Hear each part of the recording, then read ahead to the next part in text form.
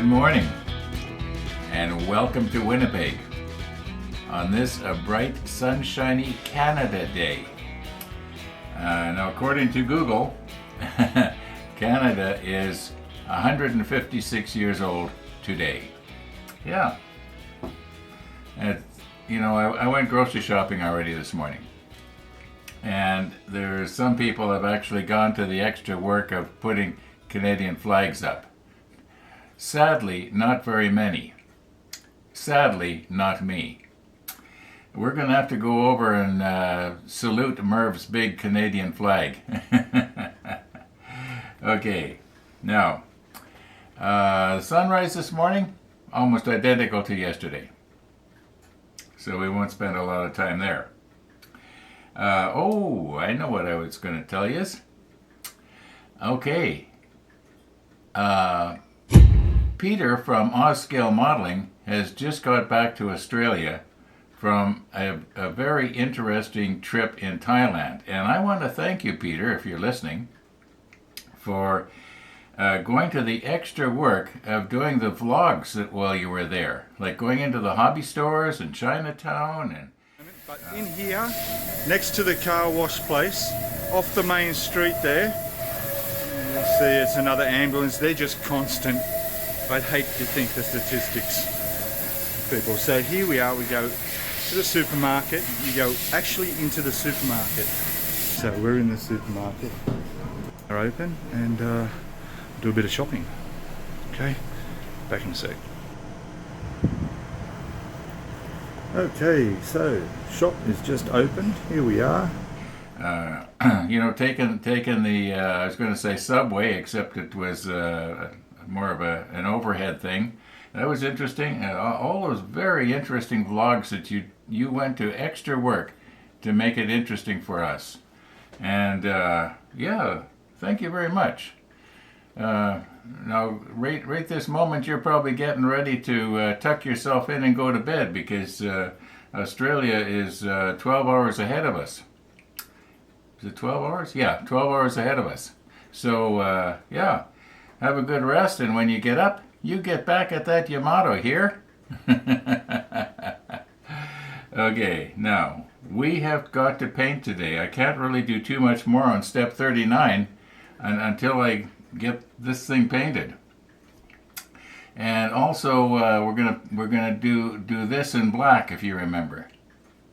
At least that's the plan. Let's be careful not to set it down on something. I got a lot of fragile stuff in there. No, I didn't break anything.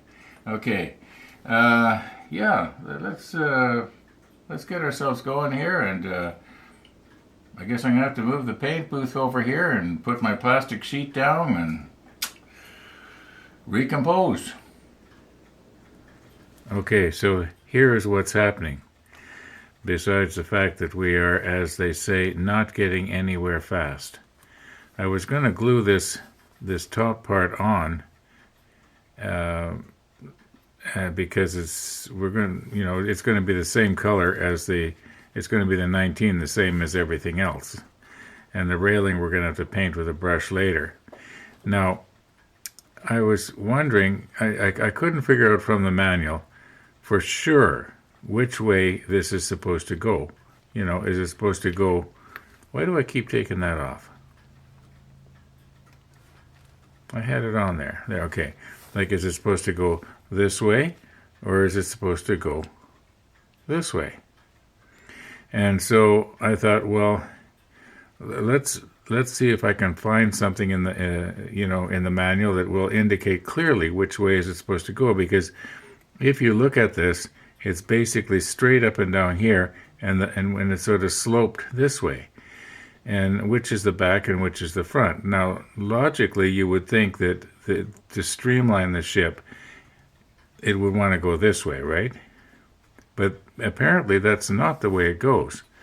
And what I did was I went on the computer and I checked Stefan Drambinski's 3D drawing, and I found a spot that clearly shows that if we put this all together, okay, like this, that this is actually the front of the ship, and the ship moves forward in this direction, not this direction. Okay, so now I know which way to glue this piece on. But you know what? I probably wasted, I guess, maybe an hour altogether doing that. And, okay, what do we got here?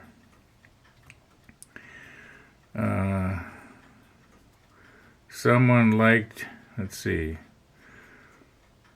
Okay, no, nothing I want to talk about on YouTube. Okay. Stupid smartphone, if that makes any sense. Okay, so I'm just going to go ahead and glue this down, and then continue setting up to spray here. Like I said, I'm not getting anywhere fast. Okay, I'm back. I was just taking this off, and I realized I'd put it on wrong. It was supposed to actually go this way. Okay, yeah, I did have this little piece on the top correct. According to this piece and this piece were correct, but I had it the wrong way around. I'm gonna have to watch that one and actually glue it in place so I don't get it the wrong way. Another thing I have to do is watch that I don't bend these very, very delicate little handles that are on these optical units here. Okay, I've used this jar before, may as well use it again. And I did glue this on probably about 10 minutes ago. It's not coming off now. I used the quick setting.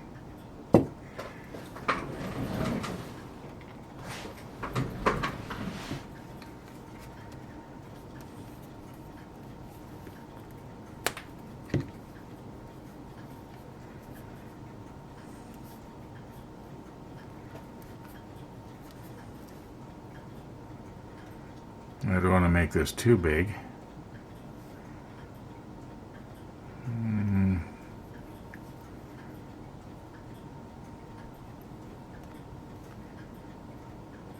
That should be alright. I want to make sure that when I stick it down, I do it hard enough that I can turn it upside down. It's not going to fall off.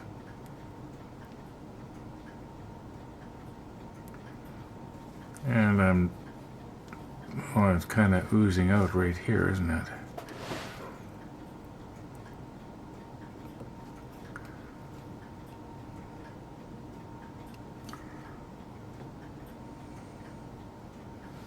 Gotta be so careful where I squeeze.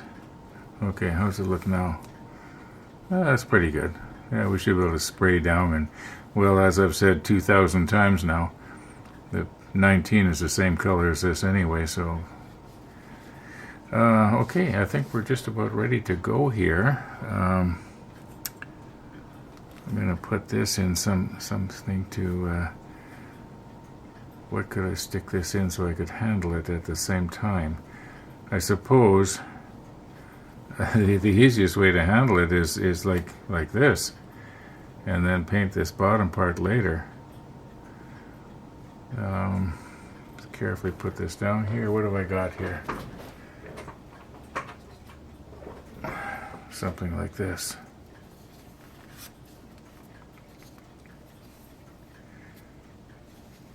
I suppose it could go in something like this, and then, like I say, I could always take the brush to get the rest of that later. No matter where I hold on to it, I'm going to have to paint something later anyway, so.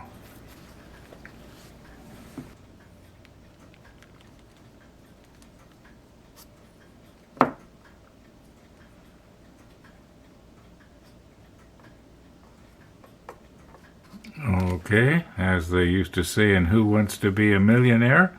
Final answer? That's the final answer. Okay, this is the little rotating block that we were using the other day. I think there's still enough stickiness going on there to hold this.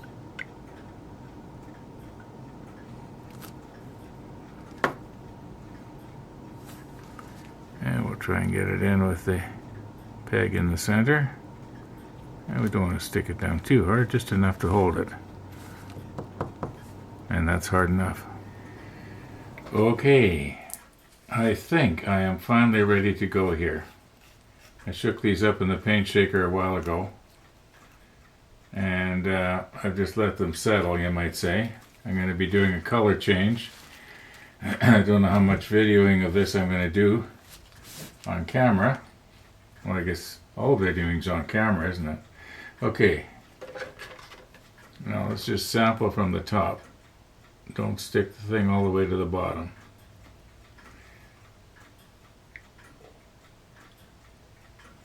And I don't think we're going to need very much here. Oh, by the way, I've got my compressor regulator set for 20 pounds. And we're using the TimberTech. Okay. I think that this is history now.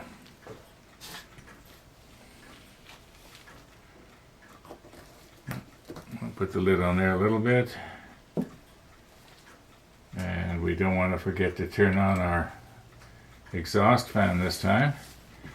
And the idea is that we're going to try and keep everything right underneath this little part here, underneath this red thing. Okay, now being as though I have a problem working and talking at the same time, I'm going to probably just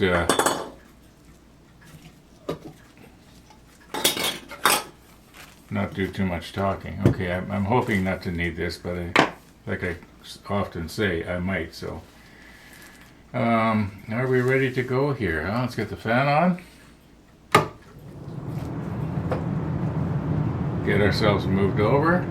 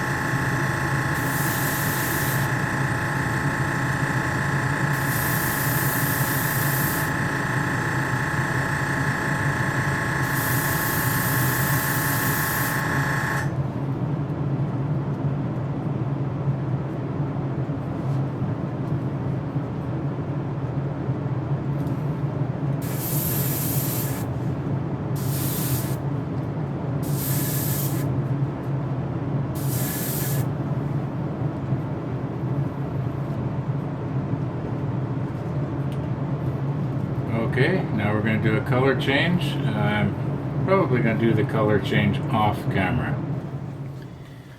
Okay, we are halfway through the color change, and the way I clean the airbrush out is probably the way most people do it when they're going to do a color change, and that is the back flushing method. And that seems to work quite well for me. Okay, I don't want to shake that up too much. So we're putting in the NATO black right now. I was thinking of maybe possibly using the Stanley resin, and then I remembered the Stanley resin is hard to clean up. It is so good that's why it's hard to clean up. It's such good paint. Like when I used it to do my bicycle seat there, the airbrush was a little difficult to clean up. Okay, I think we got enough there. That's looking a little bit on the runny side. All right.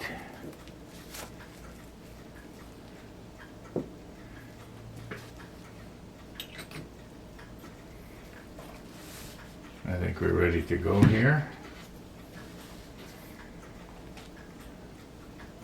And I will try to keep this part underneath our little positioning. Well, it's not a positioning peg, is it? Whatever it is. There's probably a proper word for something like this, but I can't think of what it is, and it doesn't really matter. You know what I'm trying to do here. Okay, let's get ourselves recomposed.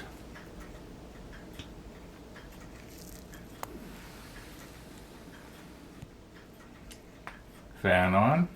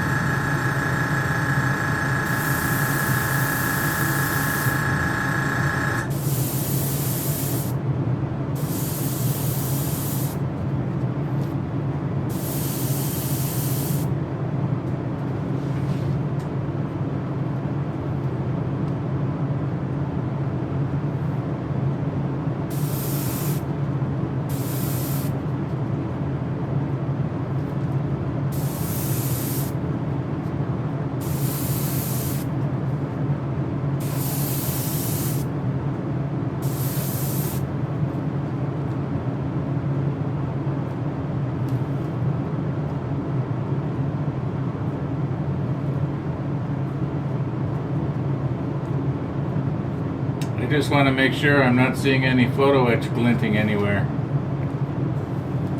Did I come at it from the top? I think I sort of did. Well, I did now anyway. I'm pretty sure I got all of it, even from the underneath here where we're not going to see.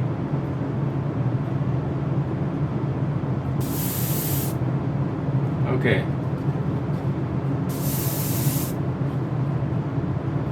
Let's quit before we start to fill in the detail.